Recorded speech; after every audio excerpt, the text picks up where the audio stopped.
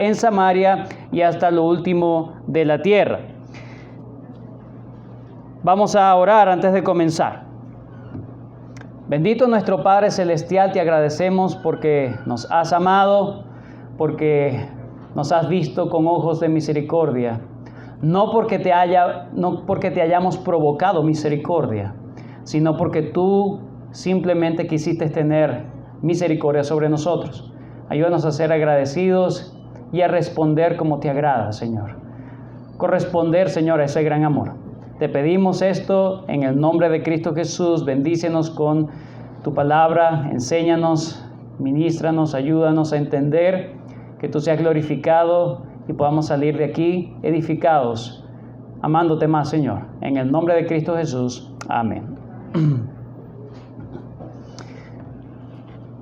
Señor, te bendigo y te alabo, porque no soy gentil, no soy mujer y tampoco soy ignorante. Estas son las oraciones que en la mayoría de los libros de oración de los judíos se encuentran. Un rabí llamado Yehuda dijo una vez, o escribió en cuanto a este tipo de oraciones que deben orar los judíos. Él dice, una persona está obligada, hablando de los judíos, está obligada a decir 3 verajot. Verajot son bendiciones. Bendito seas porque no me hiciste gentil, bendito seas porque no hacerme mujer, y bendito seas por no hacerme un ignorante. Luego él sigue diciendo, la razón para decir una veraja, que es una bendición, por no hacerlo gentil, es porque dice en Isaías 40:17, como nada son todas las naciones para él.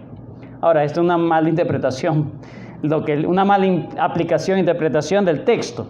Pero, ¿por qué justifican que los judíos puedan agradecer a Dios que no los hizo gentil? Además de no mujer e ignorante, que más adelante en otros libros o en otros textos las oraciones dicen gracias por no hacerme un esclavo. Lo cierto es que la razón primordial, y yo solamente me voy a enfocar en cuanto al tema o el asunto de gracias porque no me hiciste gentil, según los judíos. Esta era la mentalidad que tenían los judíos en ese tiempo. Señor, los judíos no son nada para ti, nosotros sí.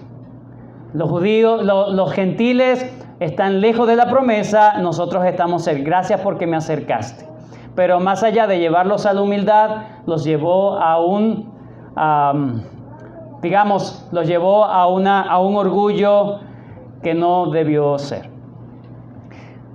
Hoy en día, usted habla con algún judío y la mayoría, no digo todos, pero la mayoría, judíos que no son ortodoxos, están en contra de este tipo de oraciones que yo acabo de mencionar. Ellos dicen, no, eso es machista, eso es racista, eso no se hace. Ahora, ellos rechazan ese tipo de oraciones no porque entiendan el Evangelio. Ellos rechazan ese tipo de oraciones simplemente porque están adaptados al sistema, a la corriente de este mundo que ahora dice que no al racismo, no al machismo y todas estas cosas, ¿verdad? Pero no porque tengan un buen entendimiento de lo que dice la palabra de Dios, lo que dicen las Escrituras, lo que es el Evangelio, en cuanto a que Dios ama a todos sin distinción de género, raza, ¿ok? Entonces, ni condición social. Ahora, esa enseñanza que declaran las Sagradas Escrituras, el Evangelio de Cristo, si hoy en día son rechazados por judíos no creyentes, lamentablemente los judíos cristianos del primer siglo abrazaban este tipo de creencias. Y eso es lo que nosotros vemos en los capítulos 10 y 11 del libro de Hechos. El episodio que nos narra Lucas en cuanto a los capítulos 10 y 11, cuando es esta visión que tiene Pedro y todo lo que ocurre, lo que sucede, él predicándole al gentil Cornelio, marca literalmente, hermanos, un hito en la historia, no solamente de la iglesia, sino en la historia de la humanidad. ¿Por qué tan importante es? ¿Por qué es tan importante? Lucas, hermanos, vuelve a repetir en el capítulo 11 mucho o en gran parte lo que ya ha dicho en el capítulo 10. Que por cierto, en el capítulo 10 se dicen las historias dos veces. Una vez lo dice Lucas, está narrando, y luego Cornelio y Pedro lo vuelven a narrar. Y ahora en el capítulo 11, ahora Pedro vuelve a narrar el asunto. Es tan importante como la venida de Cristo y como la llegada del Espíritu Santo. Literalmente cambió la historia de la humanidad. William Barclay, un comentarista, dijo lo siguiente: la importancia que le dio Lucas a este incidente se ve por el doble espacio que le dedica. En los tiempos antiguos, el escritor no podía extenderse indebidamente. Todavía no existían los libros en la forma actual. Luego él dice, el rollo o un rollo no era fácil de manejar y el más largo tendría unos 10 metros de longitud necesaria para contener todo el libro de Hechos. Lucas tendría una cantidad casi limitada de historias que hubiera querido incorporar en su libro. Debe de haber entonces hecho una selección de lo que quería incluir con el máximo cuidado y sin embargo consideró que la historia de Pedro y Cornelio era tan importante que había que contarla 2 y hasta 3 veces. Lucas ve este incidente, hermanos, como un hito importante en la carrera de la iglesia, en la carrera que la iglesia iba corriendo en su caminar hacia una concepción de un mundo para Cristo. El hecho de que un judío aceptara que un gentil, un no judío, fuese aceptado de forma plena, completa, formal, al pueblo de Dios era totalmente impensable si no se circuncidaba. Si no se circuncidaba era prácticamente imposible contarlo como pueblo de Dios. Podían decirle los piadosos, recuerden que lo hemos dicho antes, eran los piadosos, pero ahora por medio de esto nosotros vemos cómo la iglesia de Cristo tuvo que aprender a cambiar su mente. ¿Qué es cambiar la mente? Lo aprendimos esta mañana, hermano. Hace unos minutos. ¿Qué es cambiar la mente? La iglesia se tuvo que arrepentir. La iglesia se tuvo que arrepentir y eso es lo que vamos a ver en la mañana de hoy. Lucas quiere, hermanos, la intención de Lucas es por medio de este capítulo que nosotros veamos cómo las tradiciones humanas pueden calar tanto en el corazón incluso del verdadero creyente que puede oponerse abiertamente a los planes de Dios solamente por conservar su tradición y entorpecer el avance del reino. La iglesia, hermanos, la iglesia judía tuvo que ser trabajada muy fuertemente por el Señor. En el capítulo 10, Dios trabajó con el representante oficial de la iglesia, en este caso el apóstol Pedro, quien tenía las llaves del reino, quien inauguraba el reino a las demás naciones. Tuvo que hacer un trabajo particular con él. Y luego, para trabajar con el resto de la iglesia, usó a este hombre. Primero tuvo que cambiarle la mentalidad a Pedro, capítulo 10, y ahora va a cambiarle la mentalidad a la iglesia por medio de Pedro, por medio de su siervo escogido. Por eso es tan importante escuchar predicación. Vamos a recapitular entonces el bosquejo que hemos tenido hasta ahora. Dijimos anteriormente que esta sección comprende no solamente el capítulo 10, sino parte del capítulo 11, que es la que vamos a terminar hoy. En primer lugar dijimos que hubo una preparación de Dios a Pedro para encontrarse con Cornelio. Eso lo vimos en los versículos 1 al 23 del capítulo 10. Luego dijimos que Lucas nos cuenta o nos narra la historia del encuentro entre Pedro y Cornelio. Versículos 24 al 43. Luego, la última parte, versículos 44 del capítulo 10 hasta el versículo 18, que vamos a terminar hoy, del capítulo 11, nos dice Lucas los resultados de ese encuentro entre Cornelio y Pedro, o entre Pedro y Cornelio. Ahora, nosotros dijimos la última vez que los resultados se dividen en dos, es decir, el tercer punto general se divide en dos. Hay resultados privados o resultados individuales. Eso fue lo que ocurrió en el momento en que cayó el Espíritu Santo sobre ellos. Pero ahora vamos a ver los resultados corporativos. Ahora, ¿qué pasó con ese incidente en relación con la iglesia? En relación con la iglesia es lo que vamos a ver en la mañana de hoy. Por lo tanto, vamos a dividir el texto, versículos 1 al 18, que serían los resultados corporativos de la reunión o el encuentro entre Pedro y Cornelio. Vamos a dividir esos resultados corporativos de la siguiente manera. Número 1, versículos 1 al 3. Versículos 1 al 3, vamos a encontrar la interpelación hacia Pedro de parte de la iglesia de Jerusalén. La interpelación contra Pedro por parte de la iglesia de Jerusalén. Es decir, lo esperaron para confrontarlo. Versículos 1 al 3. Número 2. Vamos a ver los versículos 4 al 17, la respuesta de Pedro a la interpelación de la iglesia de Jerusalén. La respuesta de Pedro a la interpelación de la iglesia de Jerusalén. Y versículo 18, un solo versículo, ¿verdad? ¿Podemos agarrar de un solo versículo algo? Por supuesto. Vamos a ver el resultado de la interpelación de la iglesia de Jerusalén. Está sencillo el bosquejo de hoy, ¿verdad? En estos resultados comunitarios, corporativos, ¿verdad?, del encuentro que hubo entre Cornelio y Pedro, entonces vamos a ver, número 1, la interpelación contra Pedro de la iglesia de Jerusalén. Número 2, la respuesta de Pedro a esa interpelación, esas preguntas, ¿verdad? Y lo último que vamos a ver es el resultado final de esa interpelación. Bueno, vamos a comenzar entonces viendo los primeros 3 versículos. Versículo 1, Hechos 11, 1. Oyeron los apóstoles y los hermanos que estaban en Judea que también los gentiles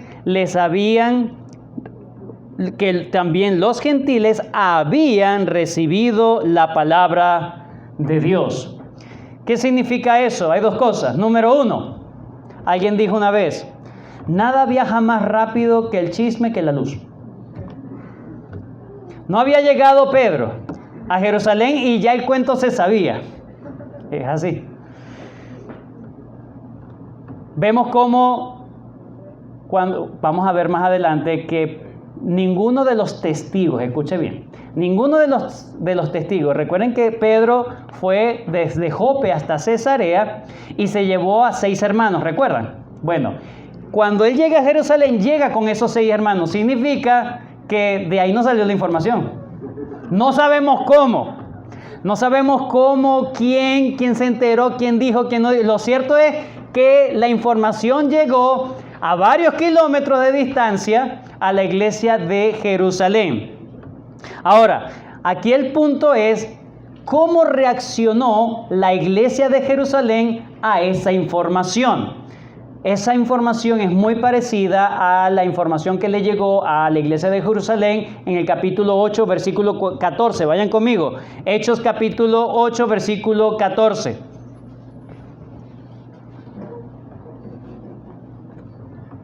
Hechos 8:14, estamos hablando de que está Felipe, recuerdan, el evangelista, ¿en dónde? En Samaria.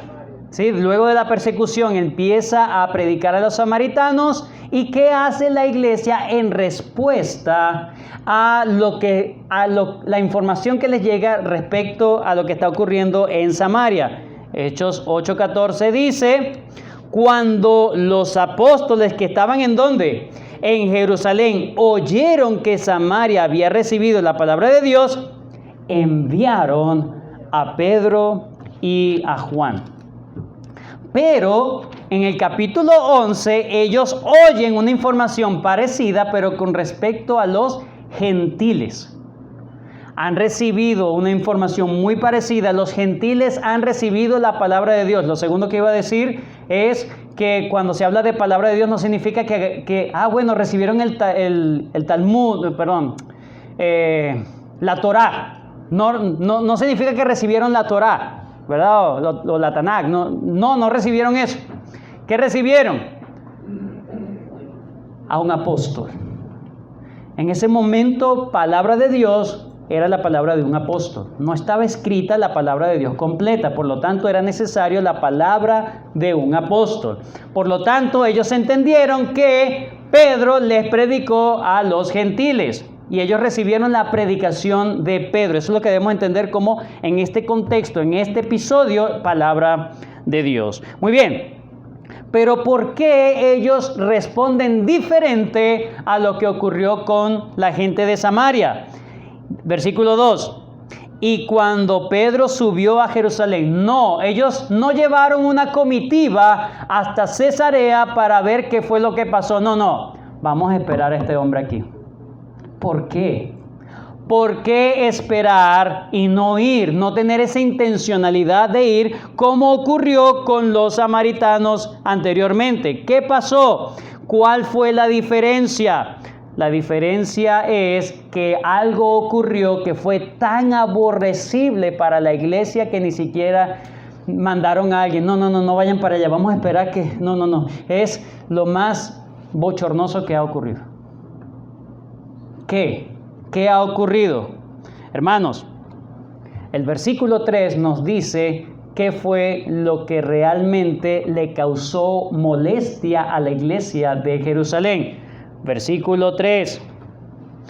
Bueno, llegó Pedro. No sabemos cuánto tiempo duró Pedro enseñando en Cesarea. Recuerdan que ellos le pidieron a Pedro que se quedara más tiempo y Pedro accedió y ellos aprendieron de la palabra de Dios allí en Cesarea. No sabemos cuánto tiempo duró allí Pedro. Lo cierto es que cuando Pedro se dispuso a regresar a Jerusalén, lo estaban esperando para disputar con él, ¿sí? Para encararlo, ¿sí? Es la palabra, para encararlo, disputar con él, para pelear, para que nos explicara, diciendo en qué radica esa rencilla que hubo, diciendo, ¿por qué has entrado en casa de hombres incircuncisos y has comido con ellos? Alguno pudiera pensar, se molestaron porque les predicó la palabra de Dios. El texto nos dice que eso no fue lo que los molestó. Ellos aceptaban o podían aceptar que se predicara el evangelio en Samaria. Finalmente eran mezclados, ¿no? Una raza mezclada. Incluso podían aceptar que enseñaran a gentiles, tal como en el caso del etíope. Pero ¿cuál fue el punto acá? El punto es, ¿por qué tuviste comunión con ellos? ¿Por qué comiste con ellos? ¿Por qué compartiste con ellos? ¿Por qué comieron de la misma mesa? Es decir, yo puedo aceptar que tú le prediques el evangelio y que ellos se salven, pero no puedo aceptar que tú como judío te sientes a la misma mesa. Eso es inconcebible. El tradicionalismo judío ha aflorado en la iglesia de Jerusalén. Parece que era una parte de la iglesia de Jerusalén. Eso aparentemente es lo que dice el texto. Cuando Pedro subió a Jerusalén, disputaban con él los que eran de la circuncisión. Como si Lucas estuviese haciendo una distinción entre los apóstoles y los que eran de la circuncisión. Ahora, los que eran de la circuncisión debemos entender, según el contexto, que tienen que ver con los judíos nacidos en Jerusalén o en Judea. ¿Sí? Recuerden que la iglesia de Jerusalén también tenía judíos helénicos. Ahora estamos hablando de la otra fracción de la iglesia de Jerusalén. En este caso, los que eran de la circuncisión. ¿Quiénes también eran de la circuncisión? Los apóstoles. Los apóstoles también. Entonces podemos decir que por lo menos una parte importante de la iglesia se ofendió por lo que había ocurrido entre Pedro y Cornelio. Pero ¿qué fue lo que los ofendió? No que le hayan predicado al gentil, sino que hayan comido con el gentil. Comido. Comunión. Hermanos, la iglesia es un lugar donde debe haber aceptación entre los unos y los otros, sin distinción de género, de raza o condición social. Aceptar a una persona es tener comunión con esa persona. Yo no puedo decir, bueno, los hermanos que vienen acá y dicen, voy a ser miembro de esta iglesia. Los miembros de la iglesia no solamente deben decir, sí, yo sé quién es ese, pero tú sabes, no es muy agradable esa persona. No lo estás aceptando. No lo estás aceptando. Aceptación es tener compañerismo con esa persona. Y tener compañerismo, tener comunión con esa persona es amarlo. Compañerismo, comunión igual amor. No puedo decir yo amo a mi hermano si no comparto nada con el hermano. Si no comparto con... Esto no significa que todos se deben invitar todos los domingos a almorzar. No. Esto significa el conocimiento, cultivar el conocimiento entre los hermanos, saber quién es mi hermano y compartir de los bienes con los hermanos. Eso es comunión. Hermanos, la evidencia de una fe salvadora en una persona que se dice ser creyente es que ama a su prójimo. Y cuando digo amor, relaciónelo, comunión. Primera de Juan, capítulo 2.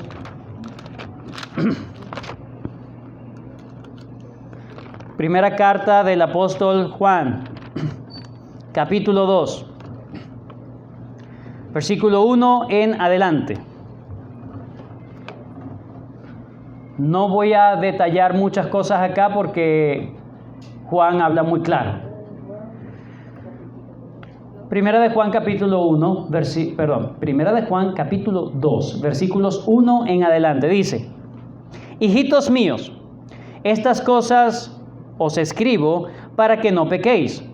Y si alguno hubiere pecado, abogado tenemos para con el Padre, a Jesucristo el justo. Y Él es la propiciación por nuestros pecados, y no solamente por los nuestros, sino también por los de todo el mundo. Y en esto sabemos que nosotros le conocemos, si guardamos sus mandamientos. Subráyelo. El que conoce guarda los mandamientos del Señor. El que dice, yo le conozco, y no guarda sus mandamientos, el tal es mentiroso, y la verdad no está en él. Pero el que guarda su palabra, en este verdaderamente el amor de Dios se ha perfeccionado, por esto sabemos que estamos en Él. El que dice que permanece en Él debe andar como Él anduvo. Seguimos. Hermanos, no os escribo un mandamiento nuevo. ¿Qué fue lo que dijo el apóstol anteriormente? Debe andar como Él anduvo, ¿cierto?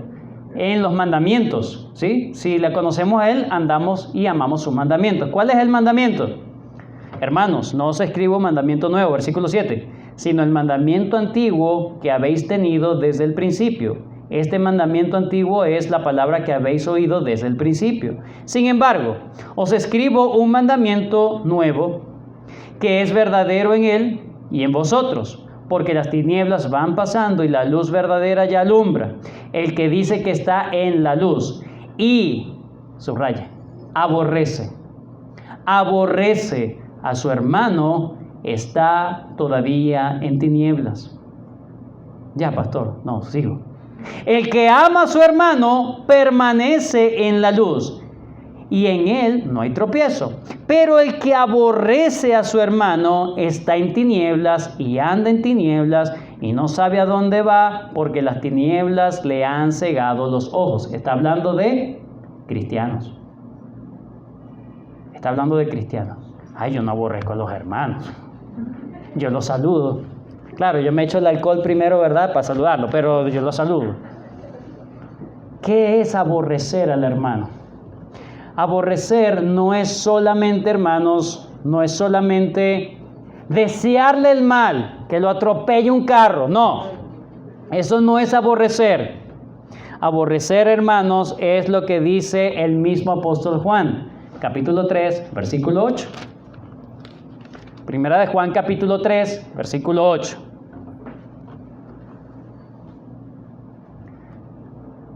Dice: el que practica el pecado es del diablo.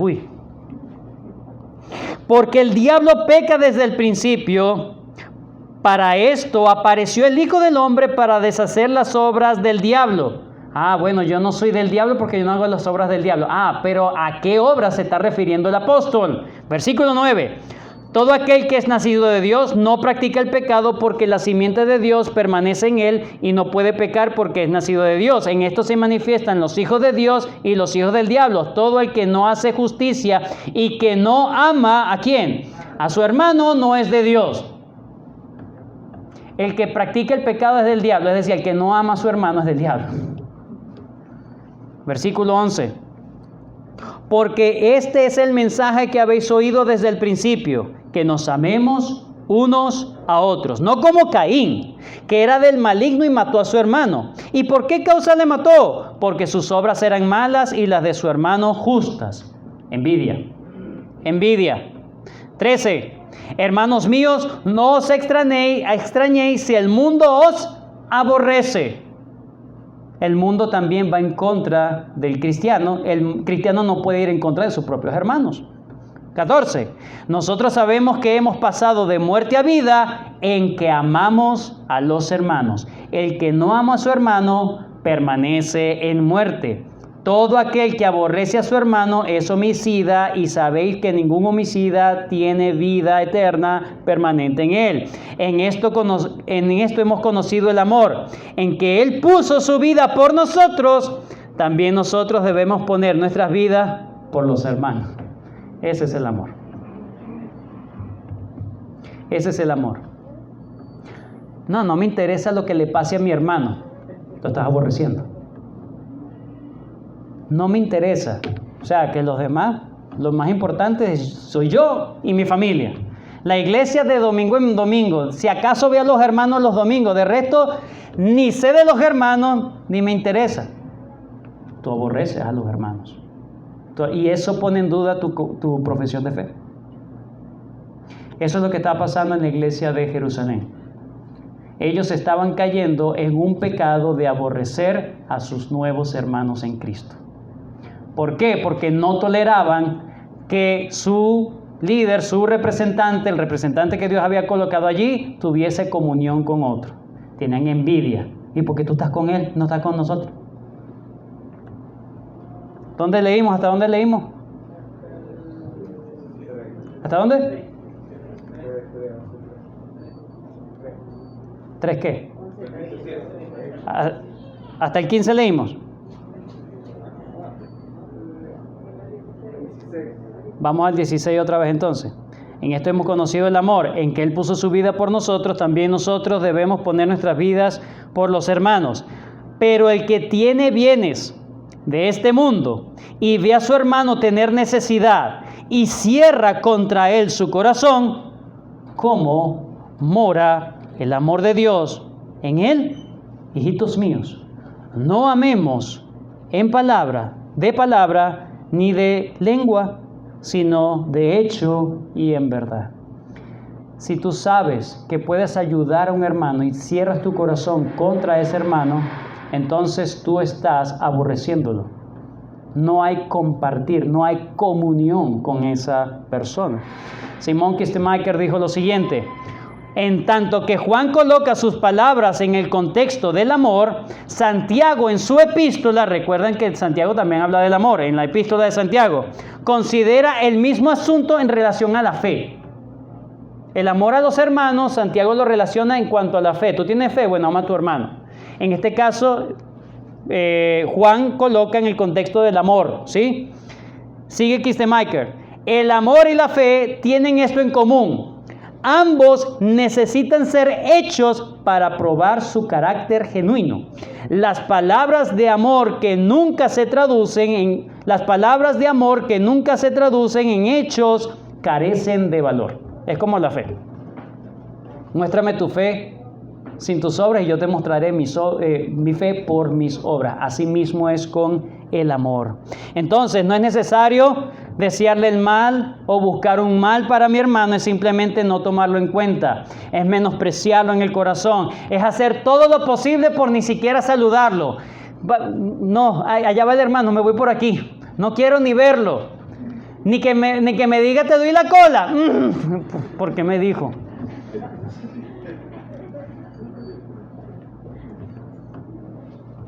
Es que le da escozor estar con esa persona. Es que le repugna inclusive estar o compartir. ¿Por qué? No, porque es que no es del mismo nivel social que yo. Porque no es del mismo nivel económico que yo. No es del mismo nivel intelectual que yo. ¿Qué voy a compartir con este ignorante? Eso es menosprecio. Porque no piensa políticamente igual que yo.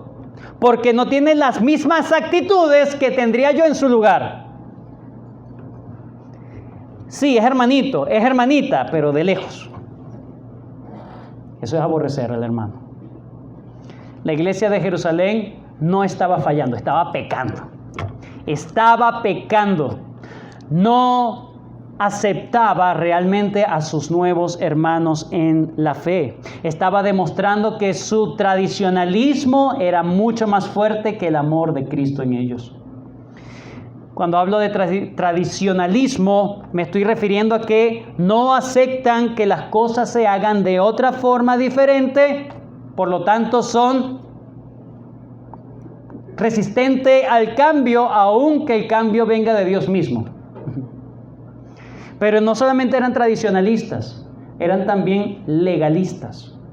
Eran también legalistas. ¿Qué es un legalista? Un legalista es alguien que dice que ama a Dios, pero coloca sus propias normas como si fueran las normas de Dios. Él las coloca porque solamente Él las puede hacer. Y juzga a las otras personas que no andan según sus propios estándares que Él ha colocado. De manera que si tú cumples con mis estándares, entonces yo te acepto. Ellos no solamente eran tradicionalistas, sino también eran legalistas. ¿Quiénes estaban disputando aquí? Los de la circuncisión. Dios no había dicho nada de que los gentiles tenían que circuncidarse para ser aceptados. Probablemente la discusión es, ¿por qué comiste con ellos si no son circuncidados? Entonces, ellos no solamente eran tradicionalistas, sino también legalistas. Como ellos sí lo podían cumplir, entonces ellos eran lo máximo. Y todo para supuestamente ganarse el favor de Dios. Eso es lo que estaba pasando en la iglesia entonces de Jerusalén. No era cualquier cosa, no era una disputa ligera. Era un asunto realmente serio, muy, muy serio. Hermanos, si la iglesia de Jerusalén se quedaba con eso en su corazón, la iglesia de Jerusalén no hubiese pasado de ser otra secta más del judaísmo. Y eso lo iba a pasmar para cumplir su propósito de llevar el evangelio a todas las naciones. Iban a quedar pasmados. Dios ahora va a trabajar ahora por medio de su siervo, Versículos 4 al 17. Hechos capítulo 11, versículos 4 al 17. Entonces comenzó Pedro a exhortarlo, a llamarle la atención, faltos de amor. Ustedes no saben lo que pasó, chismosos todos. No, con paciencia. Fíjense el texto. Empezó a contarles por orden lo sucedido. Y empezó a hablarles. No vemos aquí a un volátil y emocional Pedro. ¿Se dan cuenta? Sino que con toda paciencia, con todo orden, empieza no a defenderse, sino a contar lo que pasó.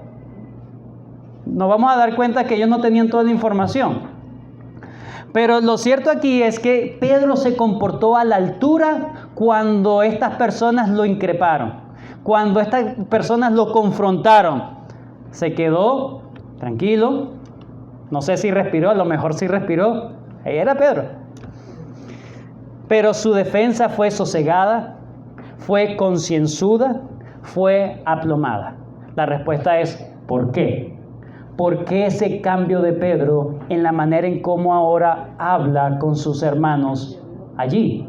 3 cosas. Número 1, los versículos 4 al 10 nos dicen que Pedro tiene una compasión por sus hermanos porque él también actuó o actuaría como ellos. Es decir, yo salí de allí. Yo sé lo que ustedes están pensando. De hecho, yo actué como ustedes también actuarían. Tenía compasión por sus hermanos. No los fustigó inmediatamente faltos de amor. No, yo también era falto de amor. Por lo tanto, la manera en ganarse al hermano, la manera de ganarse al hermano es, yo también estuve allí en tu lugar. Versículos 4 al 10. Entonces comenzó Pedro a contarles por orden lo sucedido diciendo, estaba yo en la ciudad de Jope orando y vi un éxtasis, una visión, algo semejante a un gran lienzo que descendía, que por las 4 puntas era bajado del cielo y venía hasta mí. Ahora él va a empezar a contar desde su punto de vista, desde la perspectiva del propio Pedro. Y él comienza a contar desde que el momento, no le dice todos los detalles, no, yo tenía mucha hambre, yo fui a orar al Señor, pero me dio una hambre, le pedía, no. Hay detalles que él obvia, pero él da lo más importante. Me vino una visión. Y la visión era así, un gran lienzo de las 4 puntas. Yo tenía que entender todas esas referencias. Las 4 puntas significa todos los ángulos de la tierra, los 4 puntos cardinales. ¿Y qué descendía en ese gran lienzo? Venía del cielo, era algo celestial. Cuando fijé en él los ojos, consideré y vi cuadrúpedos terrestres y fieras y reptiles y aves del cielo, y oí una voz interesante. Pedro no dice y oí a Dios, dice oí una voz. Sabía que venía del cielo, pero él tenía mucho respeto. No tomarás el nombre de Dios en vano. Oí una voz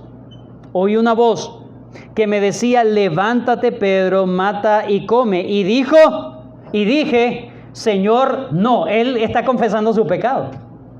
¿Saben qué le dije yo al Señor? Oí una voz. Ustedes saben quién era. ¿Sabe qué se me ocurrió decirle? No, Señor. ¡Ah! Tú le dijiste.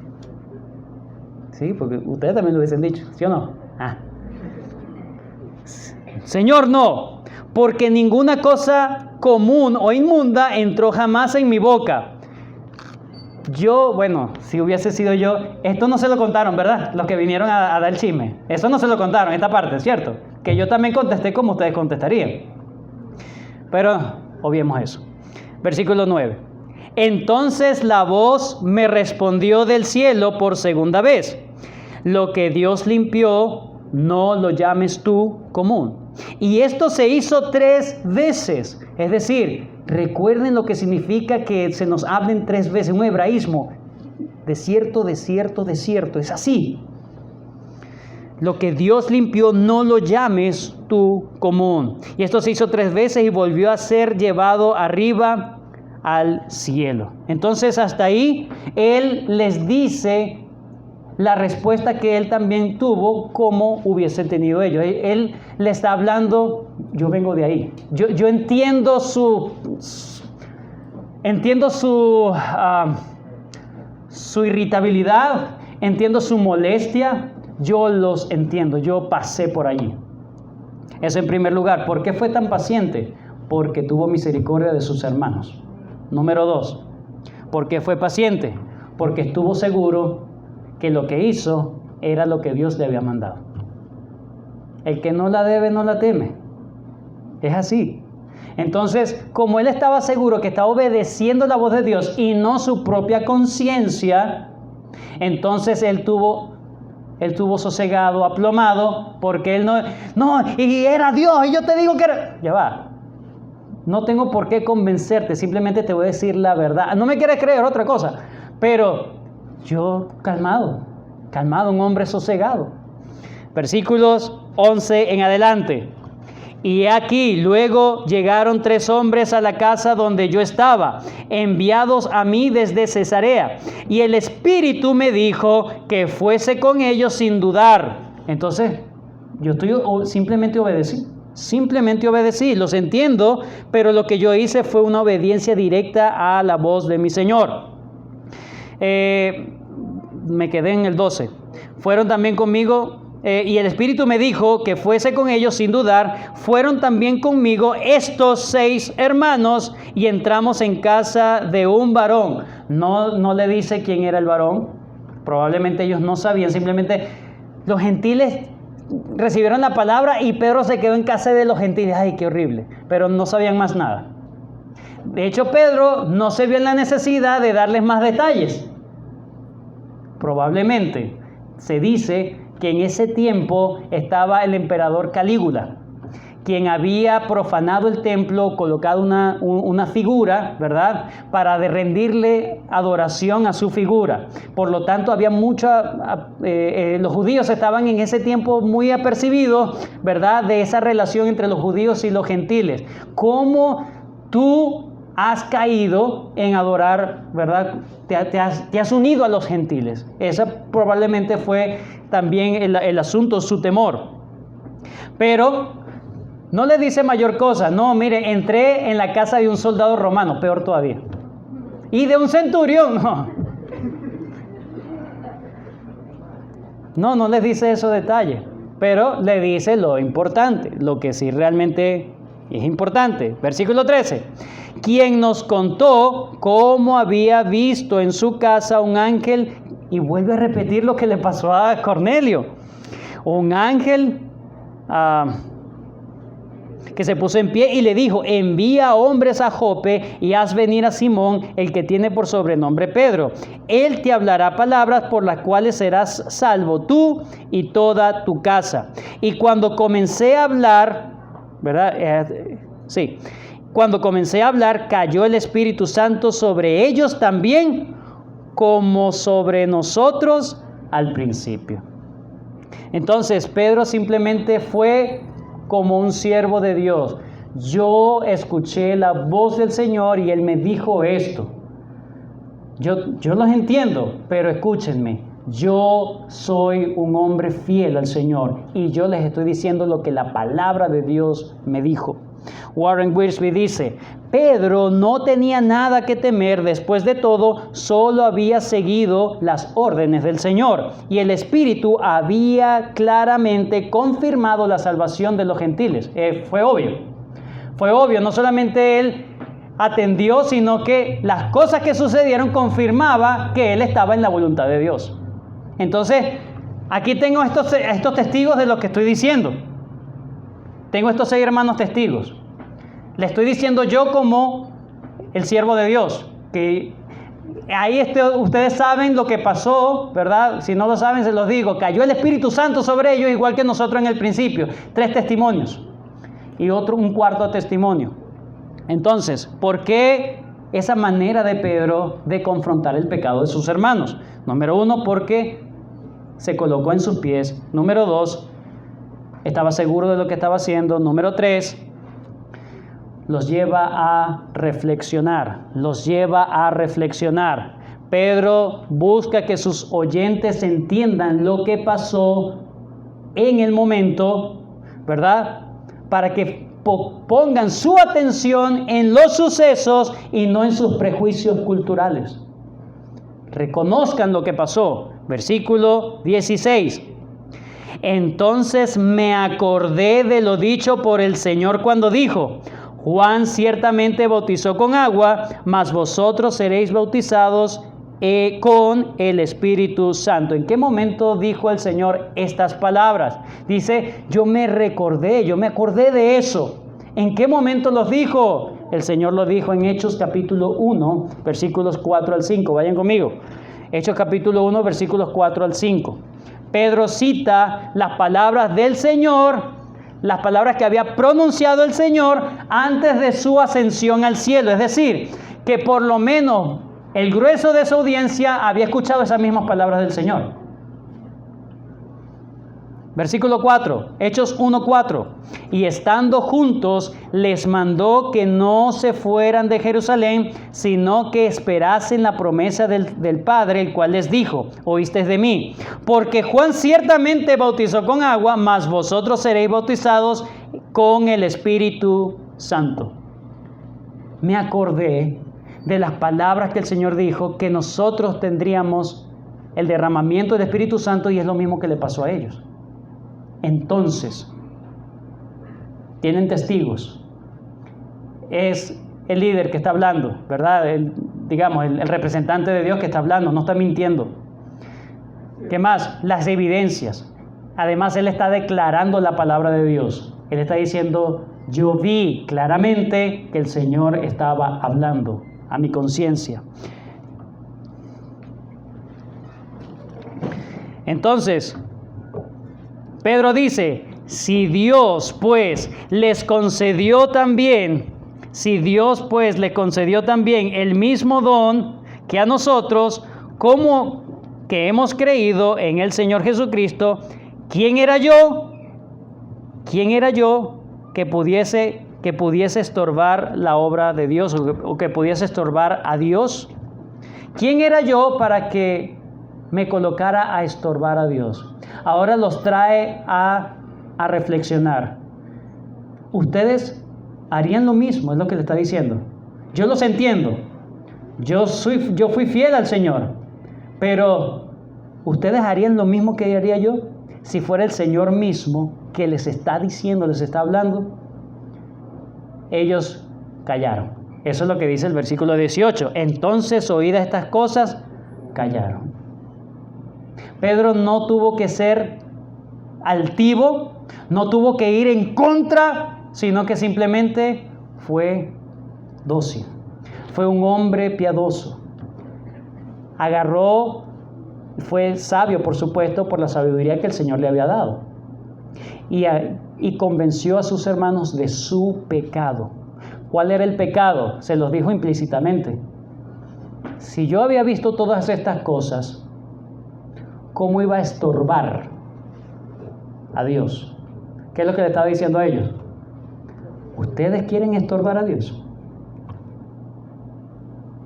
¿Ustedes quieren ser parte de los que estorban a Dios? Dios trabajó, hermanos, primeramente con su representante, con aquel que iba a dirigir a la iglesia, pero ahora estaba trabajando con la iglesia por medio de su representante. Y la iglesia aceptó la corrección. Aceptó la corrección, hermanos. El tradicionalismo y el legalismo que estaba teniendo la iglesia lo cegó totalmente, tanto que en vez de alegrarse porque los gentiles estaban recibiendo la palabra de Dios, estaban molestos. No solamente estaban molestos, ellos estaban actuando de la misma manera en como sus hermanos judíos actuaron al principio contra ellos. Cayeron en el mismo pecado de odio. Cayeron en el mismo pecado. ¿Quiénes fueron los primeros que se levantaron contra los judíos cristianos? Sus hermanos judíos. Y ahora ellos tienen hostilidad contra los gentiles cristianos. Ellos cayeron en el mismo pecado que aquellos que no tenían a Cristo. Cayeron en el mismo pecado, en la misma hostilidad, por su tradicionalismo, por su legalismo. ¿Por qué caen en ese legalismo? Porque su vida se ha desviado de estar centrada en Cristo. Está centrada ahora en mis méritos, en que ahora yo oro mucho. Ahora sí le predico a todo. Me siento bien conmigo mismo. ¿Por qué le predicas a todo? Para que tú digas: me gané la estrellita en el cielo por fin. ¿Por qué haces las cosas que haces para Dios? Mateo capítulo 15. Ya estamos terminando. Mateo capítulo 15.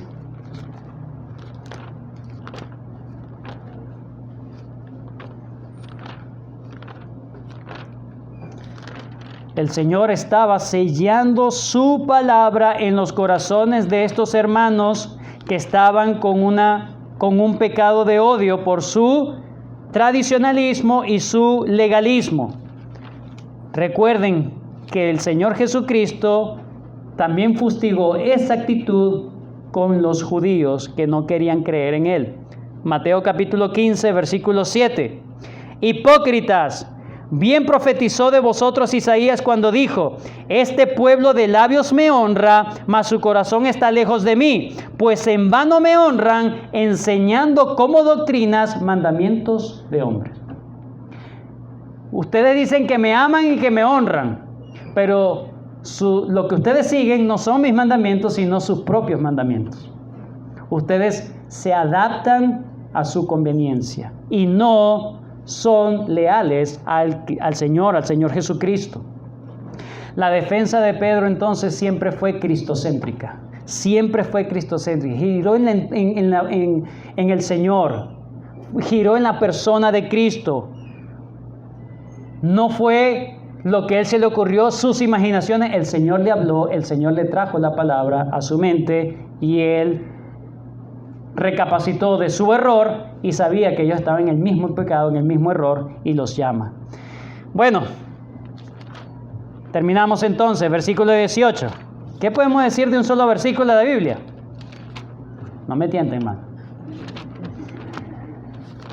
Hechos 11. No sé por qué tengo el 9 ahí en la mente. 11. ¿Ven? Vamos a leer el 9 a ver qué es lo que el Señor quiere, ¿no? 11, 18. Este es el resultado entonces, de la respuesta de Pedro a la interpelación oficial que hubo en la iglesia de Jerusalén. Entonces, oídas estas cosas que ellos por supuesto desconocían, que tenían que aclarárselo. Solamente le llegó un pedacito de la información. Estas cosas, ¿verdad? Callaron, glorificaron ¿a quién? A Dios, diciendo: de manera que también a los gentiles ha dado Dios arrepentimiento para vida. Hermanos, ¿qué cambió el corazón de la iglesia en Jerusalén? ¿Qué los cambió? Los cambió, en primer lugar, las palabras, pero también la forma en cómo Pedro dijo esas palabras. No es solamente decir la verdad, sino decirlo en amor. La verdad con gracia. Pues que este hermano no se arrepiente, este hermano me cansa. Ya va a vivir la paciencia, hermano. ¿Dónde está ese fruto del Espíritu ahí? Dios usó las palabras y la actitud de Pedro para cambiar el corazón del pueblo. Eso fue el instrumento adecuado que Dios usó. Tito, capítulo 1.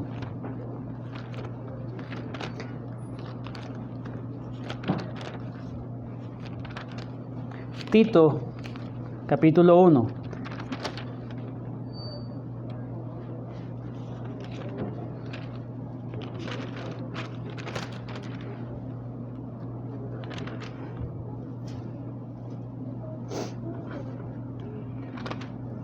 Esta mañana leímos, ahí está, ya.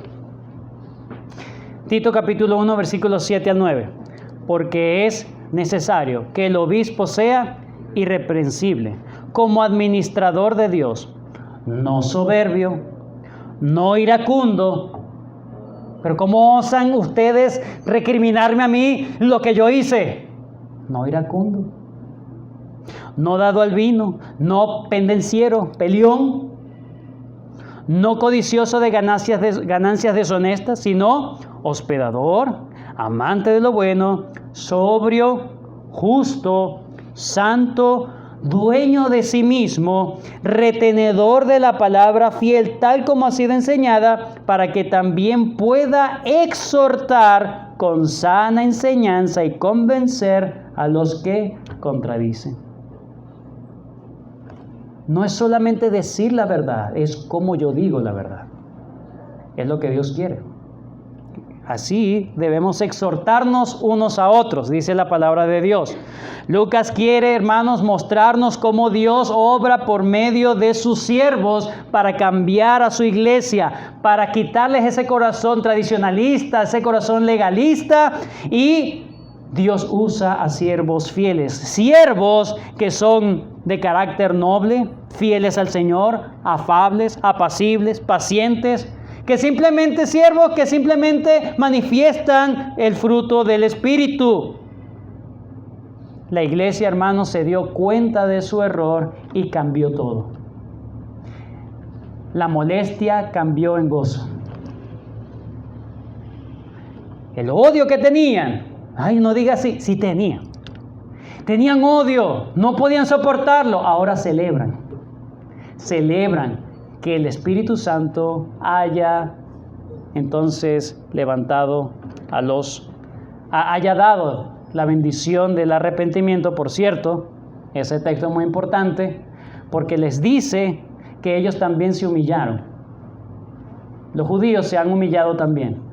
No solamente han reconocido su pecado, sino que se han humillado. ¿Qué dice el texto? Que también, vamos una vez más, 11:18. De manera que también a los gentiles ha dado Dios arrepentimiento para vida. Ahora ellos reconocen que el arrepentimiento que ellos tuvieron también era un regalo de Dios. Reconocen que lo que ellos tienen de Dios es por gracia, no porque se lo ganaron. Vuelven en sí. Es que de verdad se me había olvidado que todo es por gracia. Se me había olvidado que yo no me gané la salvación. No fue por la circuncisión. No me la gané. Qué torpe. Ahora entiendo que Dios también le dio esa gracia y me regocijo que Dios le haya dado esa gracia a otros. El arrepentimiento es una gracia cristiana. Ya la vimos esta mañana. El Señor hablando a su iglesia. La vimos esta mañana. Es un don de Dios. Y eso hay que regocijarse. Y ellos entonces ahora son humildes y ahora están viviendo lo que dijo el apóstol Pablo en 1 Corintios 4:7. Porque ¿quién te distingue? ¿O qué tienes que no hayas recibido? Y si lo recibiste, ¿por qué te glorías como si no lo hubieras recibido? El tradicionalismo y el legalismo, hermanos, hizo a estos judíos hipercríticos. No se le puede decir nada porque de una vez se engrinchaban. Ahora los hizo humildes por el trabajo de Dios por medio de su siervo. Ahora ellos son conducidos al arrepentimiento y a dar virtudes cristianas. ¿Por qué se arrepintieron? Porque era la iglesia de Cristo. La iglesia cayó en pecado. Pero por ser iglesia, por ser verdaderos creyentes, se arrepintieron. Esa es la gracia de Dios con aquellos que vienen a Él. En conclusión, el cristianismo es más que una religión. El cristianismo es una relación restaurada con Dios y con los hombres. Ese es el cristianismo. No es solamente que ahora yo tengo un encuentro personal con Dios, una relación nueva con Dios, sino también tengo una relación nueva con mis semejantes, con el prójimo, con mis hermanos. Eso es el verdadero cristianismo. No se queda simplemente en una relación vertical, sino que también impregna y restaura las relaciones horizontales. Esas relaciones que fueron estropeadas en el jardín del Edén. La iglesia de Cristo, hermanos, está caracterizado, debe ser caracterizada por el amor, por la aceptación, por el compañerismo, por la comunión entre los hermanos. Y si hay hermanos que no les interesa, deben arrepentirse de su pecado. Es un pecado que no te interese orar por tus hermanos durante la semana. Es un pecado que no te interese saber de tus hermanos durante la semana. Es un pecado que no te interese que no sepas nada. Es un desapego total. No, mis hermanos los amo, quiero saber de ellos. A lo mejor no los tengo en mi casa, no estoy en la casa de ellos todos los días, pero sé de ellos, conozco de ellos. No me desentiendo de la iglesia, es un pecado. desentenderse de la comunión de la iglesia. La iglesia entonces glorifica a Dios. Terminemos, hermanos, con Colosenses capítulo 3. Colosenses capítulo 3.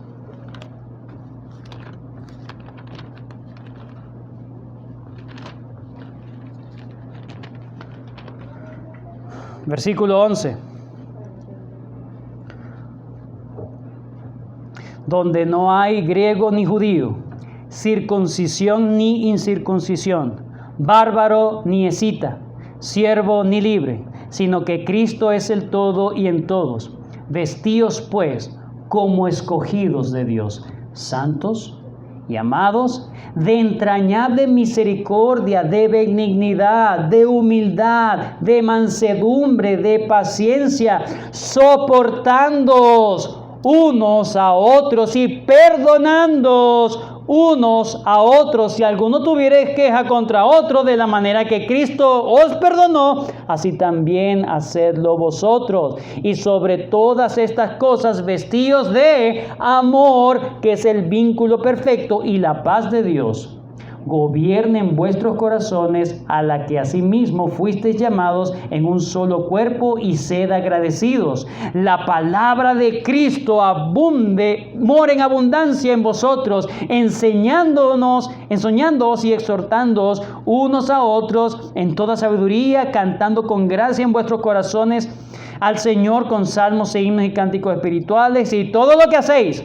sea de palabra o de hechos, hacedlo todo en el nombre del Señor Jesús, dando gracias a Dios por medio de Él. Esa es la manera de una iglesia glorificar a Dios, teniendo comunión, amor con sus hermanos. Y si estamos fallando allí, como cristianos nos arrepentimos y empezamos a tener amor verdadero con nuestros hermanos.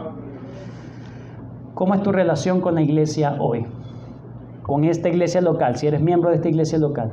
¿Cómo es tu relación con esta iglesia local? Con los miembros de esta iglesia local, no con estas paredes, con los miembros de esta iglesia local. ¿Estás soportando? ¿Estás perdonando? Si te ofrece otra vez la cola, ¿vas a aceptar la cola? El aventón, como dicen en Colombia, en otros lados. ¿Eres parte tú de esta nueva humanidad? ¿Eres parte tú del pueblo de Dios? Porque si no eres parte del pueblo de Dios, tú estás alejado de todas las bendiciones que Dios ofrece por medio de Cristo Jesús. Tienes que arrepentirte entonces. Tienes que pedirle perdón a Dios. Ten misericordia de mi pecador. Soy pecador. El Señor pide esa gracia de Dios. Señor, ayúdame a arrepentirme de verdad y tener todo tu amor y tener el amor de la iglesia de Cristo también.